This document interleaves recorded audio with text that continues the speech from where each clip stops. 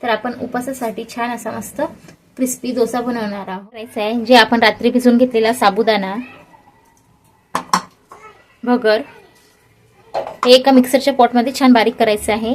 साबुदाणा घ्यायचा आहे, बटाटा घ्यायचा आहे. आधी बटाटा मिक्सरला लावून मिक्सरमध्ये टाकून घेतला. 2 मिरच्या सोबत टाकून घ्यायच्या आहे.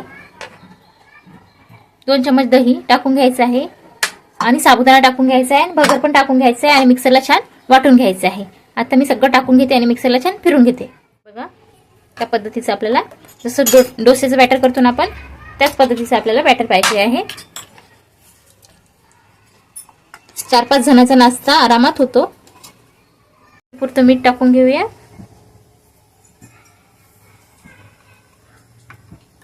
मिक्स करायचं आहे छान. एका साईडने असं थोडं फेटून घ्यायचं. आता आपण गॅस थोडा कमी करायचा. बॅटर टाकून घ्यायचं छान. 2 चम्मच बॅटर टाकायचं आणि त्याला छान असं पसरून घ्यायचं.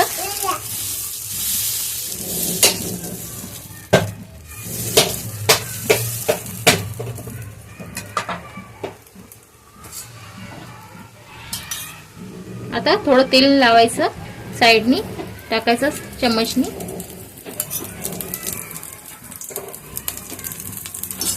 छान खरपूस होईपर्यंत त्याला भाजून घ्यायचं. झालेलं आहे. आपण आता याला काढूया.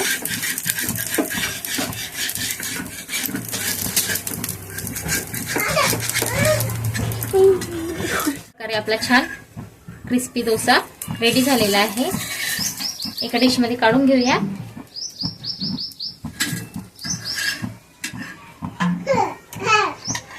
अशा प्रकारे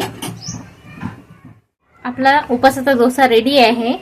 छान क्रिस्पी झालेला आहे. बघा आवाज पण छान येतो. जर तुम्हाला माझा व्हिडिओ आवडला असेल तर व्हिडिओला लाईक करा, शेअर करा, कमेंट्स करा, इंस्टाग्रामवर फॉलो करा. एकदा नक्की ट्राय करा. या महाशिवरात्रीला हा डोसा नक्की बनवा. धन्यवाद.